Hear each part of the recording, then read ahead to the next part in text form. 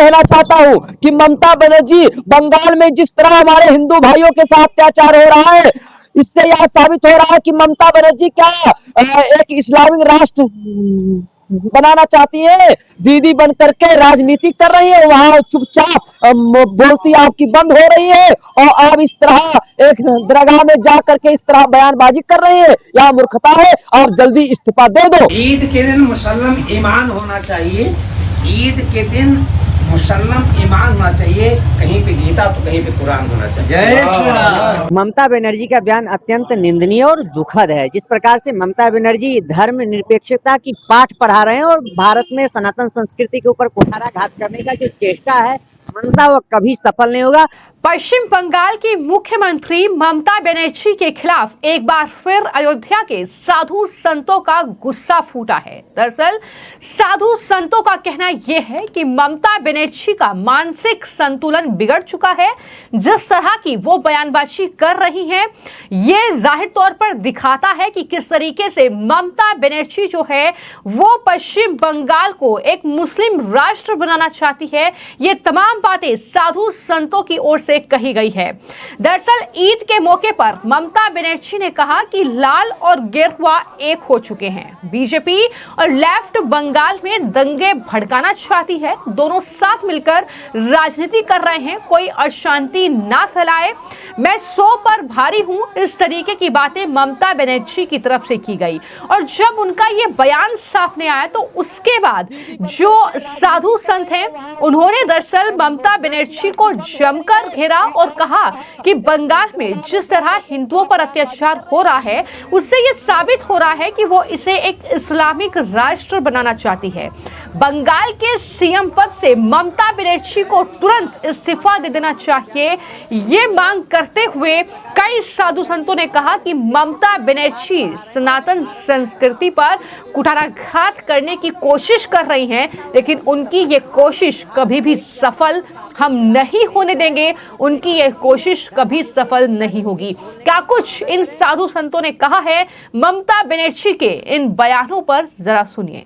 जी एक समुदाय पे ही ध्यान देती है और आज कह रहे हैं कि हम देश विपक्ष हैं, हम तो सभी धर्मों के लिए और सभी लोगों को मानते हैं। यह कहना दुर्भाग्य है। मैं कहना चाहता हूँ कि ममता बनर्जी बंगाल में जिस तरह हमारे हिंदू भाइयों के साथ अत्याचार हो रहा है, इससे यह साबित हो रहा है कि ममता बनर्जी क्या एक इस्लामिक राष्ट्र बनाना चाहती है। यह बहुत दुखद है। बंगाल में ममता बनर्जी जी को दे देना चाहिए इस्तीफा, क्योंकि हिंदी बोलने से और हिंदू से उनको नफरत है, इसीलिए इस तरह बयानबाजी करते हैं। सबका टोपी अलग अलग है, टोपी में राजनीति नहीं है। चाहे वो भगवा टोपी हो, लाल टोपी हो, चाहे अन्य टोपी हो, सब टोपी का अलग अलग होता है रंग, अलग अलग होता है कलर, अलग अलग मजहब, अलग अलग धर्म हिंदुस्तान में बनाए गए हैं। और वो अलग अलग मजहब, अलग अलग धर्म को हिंदुस्तान में रहने वाले अपने अपने धर्म को लेकर के चलते हैं। एक कभी हो नहीं सकता है।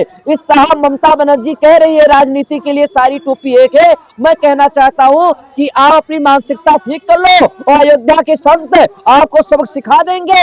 और मैं जल्द कहना चाहता हूं कि ममता बनर्जी जी आप इस्तीफा दे देना चाहिए आपको, क्योंकि बंगाल में जिस तरह रामनवमी का जो त्योहार है, वहां पे हिंदू भाई ठीक से नवरता नहीं मना रहे हैं और रामनवमी को लेकर के हिंदू पे अत्याचार होता है। और वहां एक जैसे बांग्लादेश में होता था, उस तरह अब दृश्य देखने को मिलता है। और आप चुपचाप दीदी बन करके राजनीति कर रही है, वहां चुपचाप बोलती आपकी बंद हो रही है और आप इस तरह एक दरगाह में जा करके इस तरह बयानबाजी कर रही है। यह मूर्खता है और जल्दी इस्तीफा दे दो और वहां पे राष्ट्र जल्दी से इस्तीफा दे दो। आप मुख्यमंत्री के काबिल नहीं हो। ईद के दिन मुसल्लम ईमान होना चाहिए।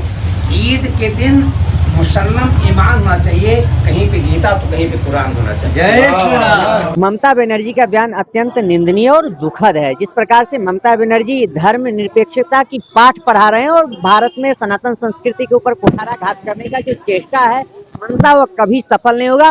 भारत एक जो है धर्म सापेक्ष राष्ट्र देश है, इसमें कभी भी धर्म निरपेक्षता की विष घोलने का काम न करें और एक संप्रदाय एक मजहब की बात को जो है हर समय एक पक्षधर की जो तरह जो है खड़े होकर के सनातन संस्कृति पर जो कुठाराघात करने का जो उनकी चेष्टा लगातार प्रहार हो रहा है। जिस प्रकार से पश्चिम बंगाल में हमारे हिंदू भाई बहनों को प्रताड़ना किया जा रहा है, पीटा जा रहा है, उनके व्यापारों को लूटा जा रहा है, एक संप्रदाय के द्वारा उसके जो है हमारे हिंदू बहुसंख्यक समाज को प्रताड़ित करने का काम किया जा रहा है, अत्यंत निंदनीय है। रामनवमी हो या दुर्गा जी की शोभा यात्रा, वहां पर किस प्रकार से पथराव होते हैं, किस प्रकार से उत्सव में जो है खलन पैदा करने का काम करते हैं। वो जाकर के इफ्तार पार्टी में इफ्तारी अदा करते हैं और नवरात्रा में आने से उनको इतना परहेज है। यह दूषित मानसिकता प्रदर्शित करती है कि वह किस जाति का पक्षधर है। वह बहुसंख्यक हिंदू समाज को उपेक्षित करने का काम करती है, अपने वोट बैंक की राजनीति के लिए जो है दूषिता की प्रकाष्ठा है।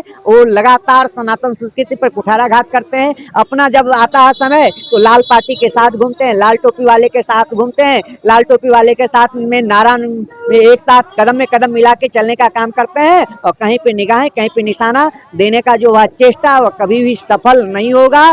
भारत सनातन संस्कृति सापेक्ष राष्ट्र अब जो है इसका अभ्युदय हो चुका है, पूरे विश्व में इसका डंका पीट रहा है। भारत विश्व गुरु के लिए उन्मुख है, उनके कभी भी वक्तव्य स्वीकार नहीं करेंगे। आगे आने वाले दिनों में वह उपेक्षित उनके जो है धरातल समाप्त हो जाएगा। ममता दीदी, आप जो है बोल रही हैं, रंग की बात मत कीजिए, ये रंग अच्छा है, इसी भगवा रंग को लेकर के सूर्योदय होता है तो सारे संस्कार का, सारे संसार का अंधकार मिट जाता है। इसी को विवेकानंद पहुंच करके जीरो बोले थे, इसी हमारे देश के शहीदों ने पहन करके देश को आजादी किया था। मैं पुनः आपसे कह रहा हूँ कि दीदी जी मतभेद मत पैदा करो, दंगा रहने दो। दीदी मतभेद मत पैदा। तो एक तरफ अयोध्या के साधु संतों ने ममता बनर्जी को जवाब दिया है और कई सवाल पूछे हैं कि किस तरीके से पश्चिम बंगाल में हिंदुओं को टारगेट किया जा रहा है। इसका मतलब तो यही है कि ममता बनर्जी जो है वो पश्चिम बंगाल को मुस्लिम राष्ट्र बनाना चाहती है, इस्लामिक राष्ट्र बनाना चाहती है। लेकिन वहीं पर दूसरी तरफ उत्तर प्रदेश के सहारनपुर में भी आज ईद के मौके पर जो नमाज हुई उसके बाद फिलिस्तीन जिंदाबाद के जमकर नारे लगाए गए। इनके हाथों में हरे रंग के झंडे थे और फिलिस्तीन का झंडा भी था। इसमें से कुछ युवा तिरंगा भी लिए हुए थे। सोशल मीडिया पर इनकी ये तस्वीरें वायरल हो रही हैं, जिसके बाद प्रशासन ने इन लोगों को चिन्हित करना शुरू कर दिया है। यानी उत्तर प्रदेश के सहारनपुर में माहौल बिगाड़ने की कोशिश की गई और सहारनपुर के घंटा घर पर भारी भीड़ और उस भीड़ में ये फिलिस्तीन जिंदाबाद की नारेबाजी हुई है, जहां पर सुरक्षा के कड़े इंतजाम किए गए थे। सड़कों पर नमाज ना हो इसके लिए पुलिस चारों तरफ तैनात थी।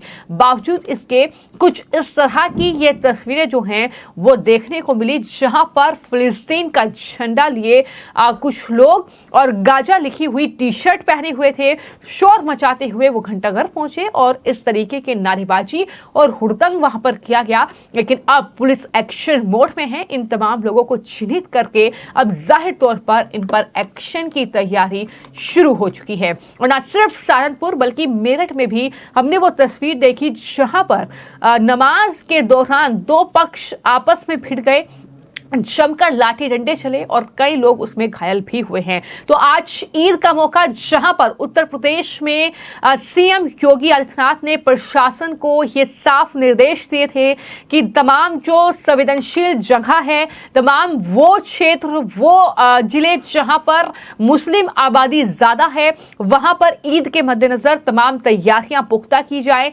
फोर्स की तैनाती होनी चाहिए, सुरक्षा के कड़े इंतजाम होने चाहिए। लेकिन बावजूद इसके कुछ जो शहर हैं वहां से कुछ इस तरह की तस्वीरें सामने आई हैं, जहां पर सहारनपुर में फिलिस्तीन जिंदाबाद के नारे लगाए गए, गाजा लिखी हुई टी शर्ट पहने कुछ लोग नजर आए।